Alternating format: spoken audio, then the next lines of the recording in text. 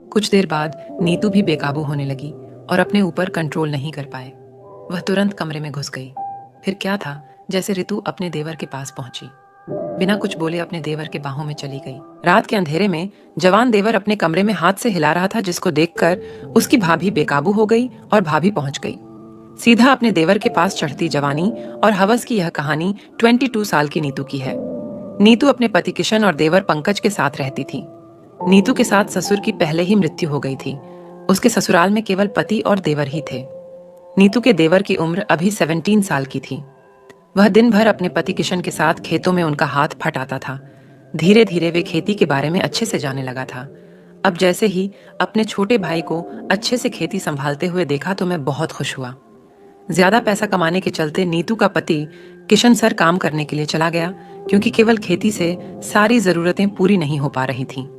खेती का काम अब पंकज अच्छे से देखने लगा था। जैसे जैसे समय बीतता गया है, हितों की जवानी उपाय आने लगी थी। अभी मैं 22 साल की कमसिन जवान और खूबसूरत औरतें, अब नीतू को पति का प्यार नहीं मिलता तो वह परेशान हो जाती थी। ऐसे ही एक दिन वह नहा रही थी और नीतू अपने बाथरूम खुला रखी थी, क्योंकि वह जानती थी उसका पति शहर में है और नीतू का देवर शाम को घर आता है। नीतू रोज की तरह दरवाजा खोलकर नहा रही थी। आज अचानक से उसका देवर पंकज दोपहर को घर आ गया था। पंकज जैसे ही घर में दाखिल हुआ तो उसने अपनी जवान भाभी को नहाते हुए उसका खुला शरीर देख लिया।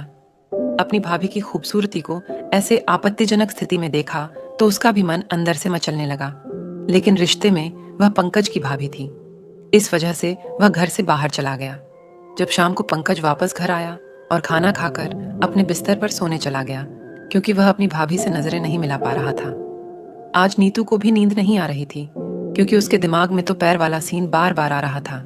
यही हाल उसके देवर पंकज का था। उसे भी वहीं दोपहर वाला सीन आ रहा था, जिस वजह से वह मजबूर हो गया था और अपने हाथों का इस्तेमाल करना शुरू कर दिया और उसने खुद पर नियंत्रण खो दिया और जोर जोर से का मुख भरी आवाज निकालने लगा, जिसके चलते बगल के कमरे में सो रही भाभी की आंख खुल गई। वह सोचने लगी कि देवर के कमरे में यह कैसी आवाजें आ रही है। यह जानने के लिए वह अपने देवर के कमरे के पास खड़ी होकर खिड़की से जाकर अंदर का नजारा। कुछ देर बाद नीतू भी बेकाबू होने लगी और अपने ऊपर कंट्रोल नहीं कर पाए। वह तुरंत कमरे में घुस गई। फिर क्या था, जैसे ऋतु अपने देवर के पास पहुंची, बिना कुछ बोले अपने देवर के बाहों में चली गई। तुमने वह प्यार करने लगे। देवर तो नौजवान लड़का था।